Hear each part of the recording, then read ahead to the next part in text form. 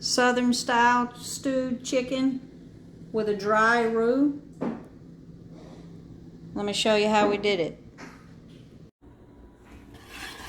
So I've got 1.5 cups of all-purpose flour here, and I'm just going to whisk it up to get all them clumps out of it. I've got my oven preheated to 425 degrees, and we're just going to put this dry flour into the oven at 425 degrees, and we're going to stir it or whisk it about every 20 minutes until it turns the color that we want for our dry roux. So into the oven it goes. When you pull the roux out to whisk it while it's cooking, about every 15 to 20 minutes, you're going to need to do that so you don't burn it. And where these clumps are, you need to whisk it and be sure to get all the clumps out so that the flour inside those clumps gets browned as well. So you have to whisk it really well. And a fork will help do that. But you do want to make sure that you get all those clumps out when browning. So you can just keep letting this roux go as dark as you want. I'm going to let this go just a little bit more. We're at peanut butter color, but I want just a little darker. I'm using this for a chicken stew today, but if I were going for a gumbo, I would probably go a lot darker. But I'm going to just keep stirring this, and like I said, I'm just about to where I want to be with this roux today. So now that we've got it the color we want, we're going to pour it onto a pan to cool, because if you leave it in that pan, it's just going to continue to cook. So we want to get it out of that pan to cool.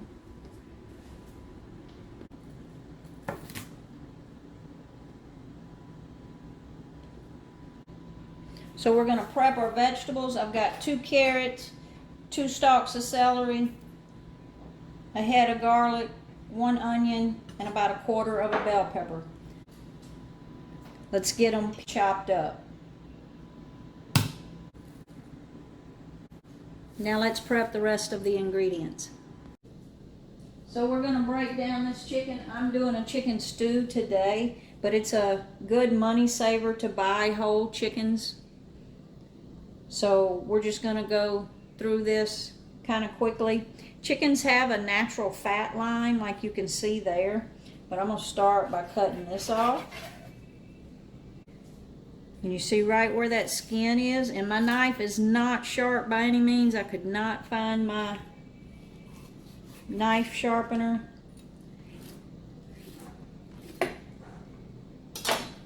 Once we do that, there's a natural right where that joint is. You can break that so you can see it. Once you've got that where you can see it, you can just cut on the side of that bone like that. And then we're going to do the same thing on the other side. Right in that skin, right in that fat. And again, my knife is very dull. We're going to break that joint. And then we're going to cut it right behind there.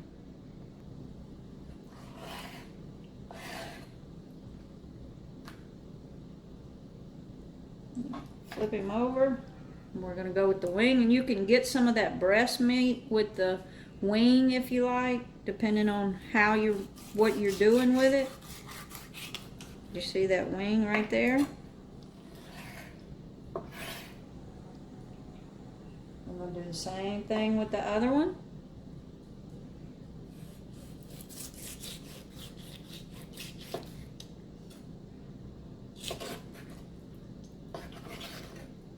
I like to get some of that breast meat so that the person getting the wing feels like they're not getting small pieces of meat. Then we're going to cut right here where this breast off of this backbone, and be very careful if you do have a sharp knife.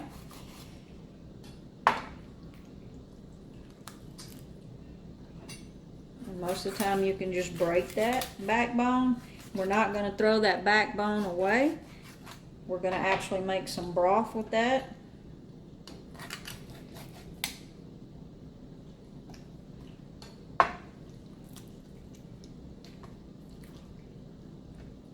got that piece of skin. So this we're going to put aside for broth. We've got that big breast there. Now, getting through this breastbone can be tricky, but you can take it right off the bone. Let me get my fillet knife. Depending on what you're doing with it, you may want the bone on it.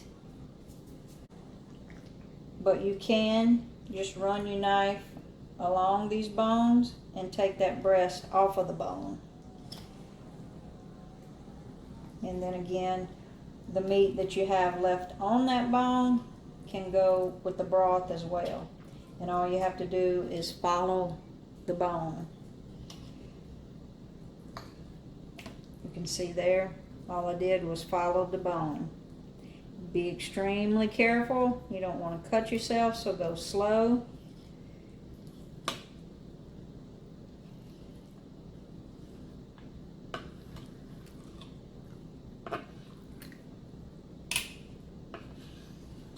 Wanted to keep some of that skin on there, but as the chicken was thawing, it looked like I lost some of that skin.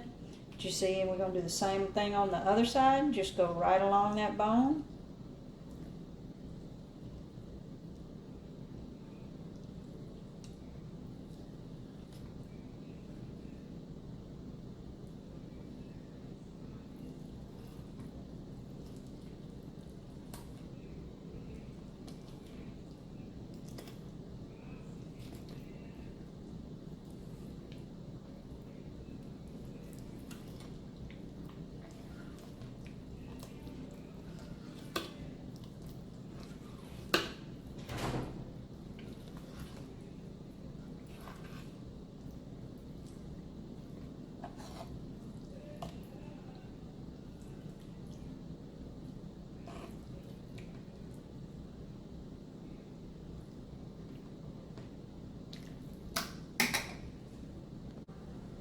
And if you don't want that leg and thigh together, again, you've got that natural fat bone, and we're just going to follow that.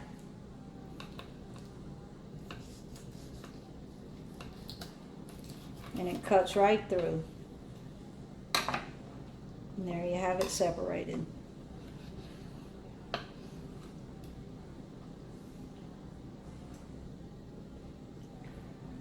So there you have the whole chicken, and then you've got bones to make a broth to make a different meal with. And there you have it, a whole cut up chicken. So I've got a whole cut up chicken here. And I've got some of the Cajun two-step by Stale Cracker.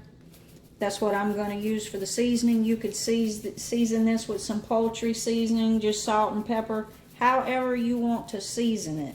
But this is just what I'm doing today for the stew, and I'm just gonna season that real good.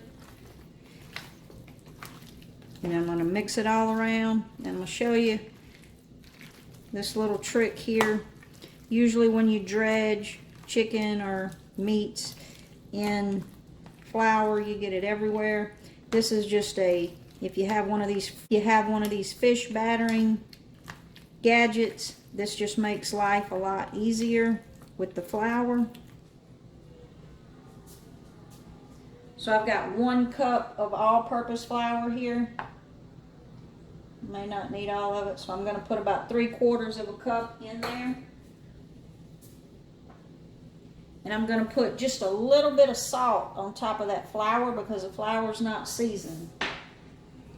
And then I'm going to flip over my fish fryer. I'm going to wash my hands. And I'm just going to give that a shake so that we get all that chicken coated.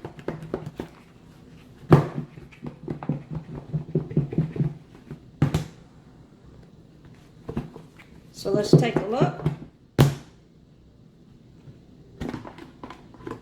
See there, no dredging, it's ready to go to the skillet. You could just fry this just like this, but like I said, we're going to stew it down today, so let's go to the stove. So I've got that skillet hot, and I've got just enough oil to coat the bottom of that pan. So we're going to put those chicken pieces in.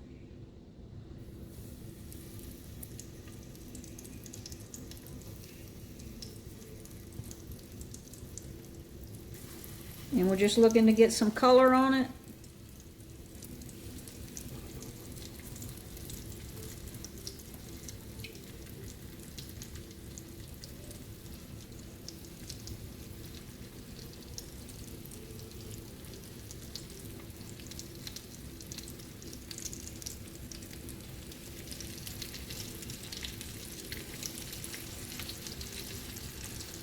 We may have to do it in 2 batches, but we're just going to brown the chicken.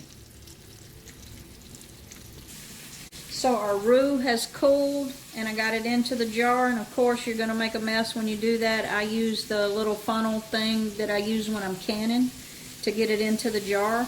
But now we've got an instant roux here for whatever we need it for. So like and subscribe now to see how we're going to use this dry roux in the future. This would probably be fine out on the cabinet for a week or so, but the way I usually store mine is in the refrigerator or the freezer. The freezer, of course, is going to give you the best option as far as keeping it longer. When that chicken starts to get color on it, we're just going to flip it over and get the color on all sides. And then we're going to put the other pieces in and get it all browned up.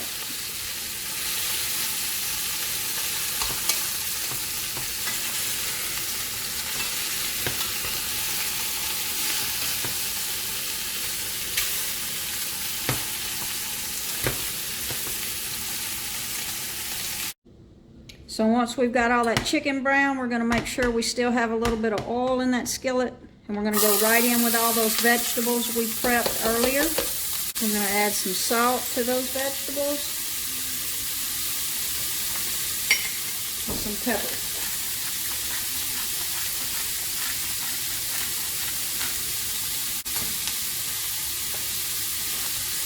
I didn't put my garlic in yet because I don't want my garlic to burn.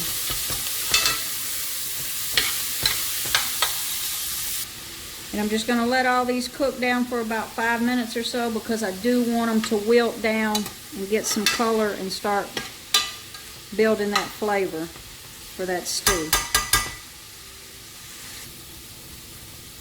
So these are just about ready. So I'm also going to throw in a bay leaf. And I know if y'all watched me cook before, you knew the thyme leaves were coming, but a little bit of thyme as well. A little bit of dried thyme, just a half or a teaspoon of thyme, and we're going to let that cook just a few more minutes. So to those vegetables, I'm going to add 2 cups of water.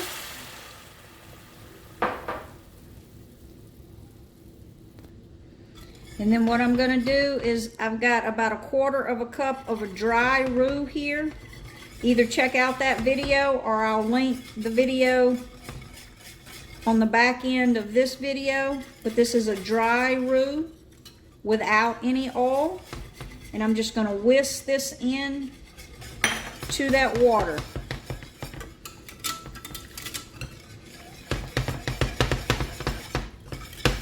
And I'm just going to keep whisking to get all those lumps out.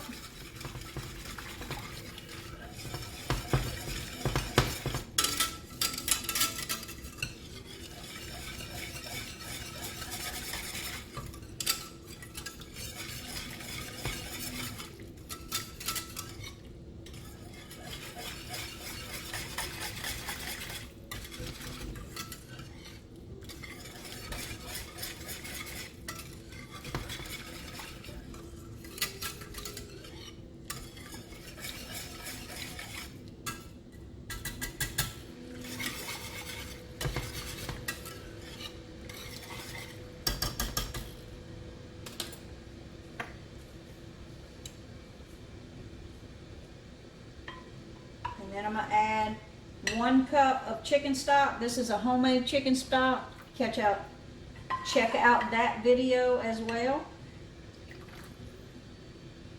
I'm just going to start with a cup there. That rich broth.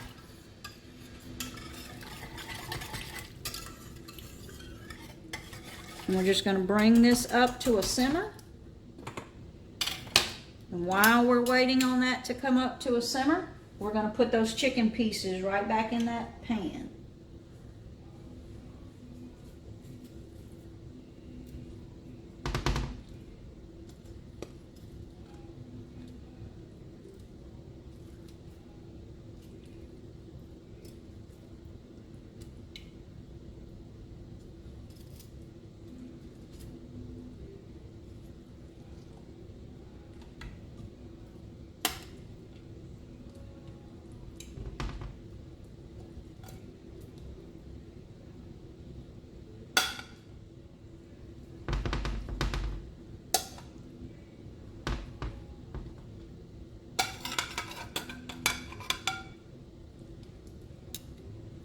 Now that we've got everybody in the pan, we want all of those chicken pieces submerged pretty much.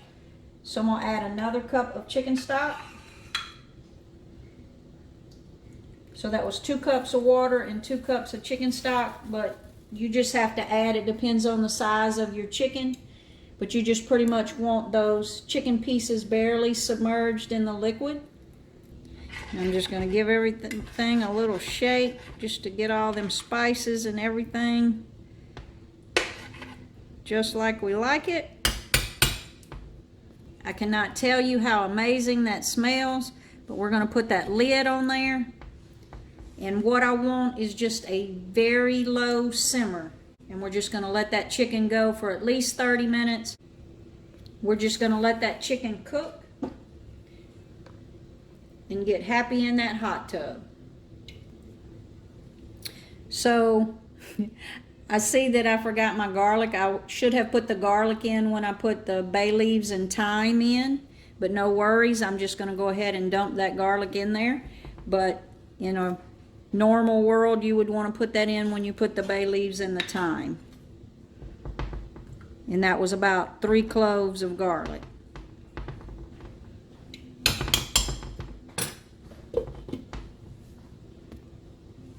So you can see it has started to come up to a simmer, and we don't want anything over that. It could go just a little bit lower even, but right there, right here it'll start to simmer, but about right there is where you want it to go. And in about 25 minutes we're going to flip that chicken over in that stew, but we're just going to let it go low and slow. So that's been cooking about 30 minutes. We're going to flip those chicken pieces over.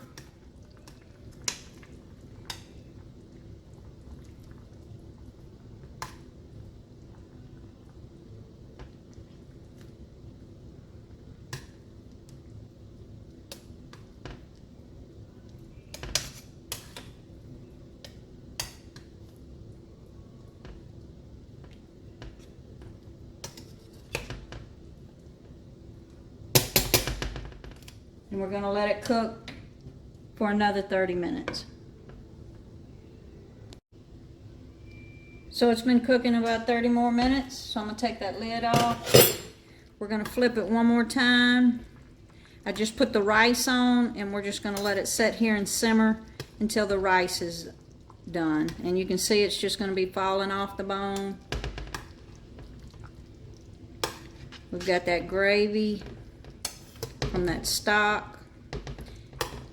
And to be honest, I floured these chicken pieces, but I think next time I'll just go directly to the grease with it. It doesn't need that dry roux. I don't know if you can see that or not, but that dry roux is thickening just fine. So the next time I will just put the chicken, brown the chicken without the flour. But the rice is cooking, so we'll plate it up shortly. So let's take a look. So total time, it's been simmering about 1.5 hours. hour and 15 minutes, hour and a half. And this was a trial run of a dry roux. Never used the dry roux before, but we're trying to eat a little healthier. So this was a dry run before I do a gumbo with a dry roux. We did this stew, but I definitely next time I would not have battered the chicken, but I've tasted it. It's absolutely wonderful. So we're gonna plate this up. I've got some rice over here. We're gonna plate it up. So we've got our rice. Let's plate it up. Get some of that delicious gravy on there. It's been stewing away. Look how beautiful.